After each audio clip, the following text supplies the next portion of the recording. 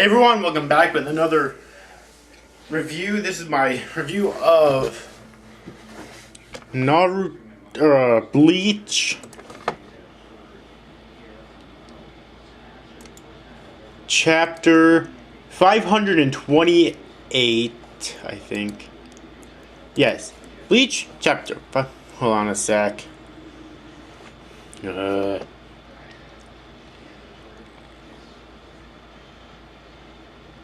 No, sorry about that. Bleach, chapter 529.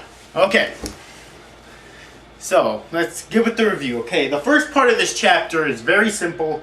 We basically start out with Renji and Nimaya Oetsu, and they're still talking very briefly for like 2 or 3 pages, something like that, about how Ichigo needed to be sent back so he can find out what he really is, shit we already knew. I think Renji was kind of agreeing with him. I don't think Renji was really turning his back on Ichigo, more or less. He was just agreeing that Ichigo needs to find out what he really is, okay? And then we go back to Ichigo and Ishin, and the flashback continues, okay? We get a flashback of Ishin Ishin Shiba as the 10th Division captain, as the Squad 10 captain before Toshio took over. So yes, in this chapter it's confirmed that he is a Shiba. And it's also confirmed that he was the Squad 10 captain before Toshio took over.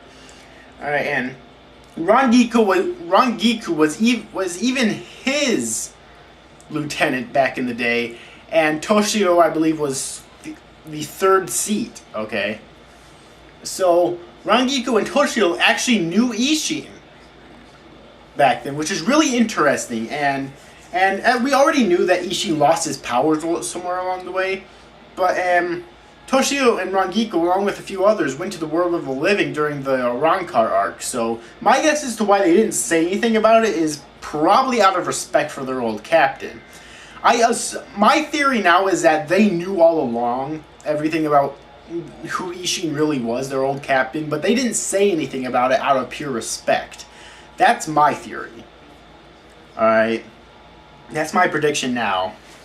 Not sick. Okay. So yeah, there's a little bit of comedy with Ishin, and still a bit of sexual comedy with Ishin and Rangiku. Yeah, it was a little bit funny, but I could have probably done without it at this point. All right, and we also get a scene with Aizen, Tosen, and Gin, and how they're still doing holification experiments. So my guess is that this was definitely over 100 years ago. Alright, it was obviously back before Yoruichi and Kisuke and the Visors were exiled from the Soul Society, and, Tessai with them too. This is obviously at least a little bit before that. I'm kind of interested, though, as to how Ishin actually lost his powers. I have a feeling that we're going to be seeing that here pretty soon. I don't know, maybe he used the final Getsuga Tensho and that's how it happened? That would make sense. But here's another question then. How come Ishin had to wait for his powers to gradually come back? With Ichigo, they didn't do that. I believe it was Rukia that actually gave him his powers back when she stabbed that sword through him. Or something. It was some sort of training he went through.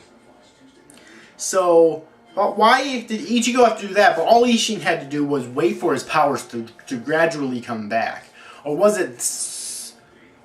Well, if it was over 100 years, then I suppose, okay. I guess that would kind of make sense there. Maybe if... Well, Ichigo wouldn't have been able to wait over 100 years because he's not an actual Soul Reaper. Ishin is. He's a member of the Shiba house, alright?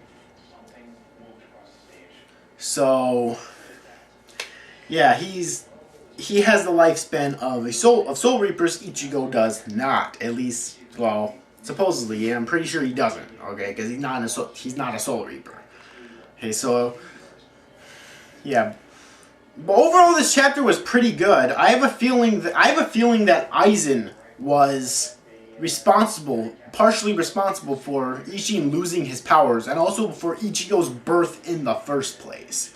Okay, maybe Aizen set up the situation where Isshin and Masaki would actually meet each other and suspected that they would fall in love or something. I don't know, but I have a feeling he was somehow involved with that, and I'm going to say it again, I suspect Aizen's going to be making an epic return eventually. I mean, maybe sometime soon even, because,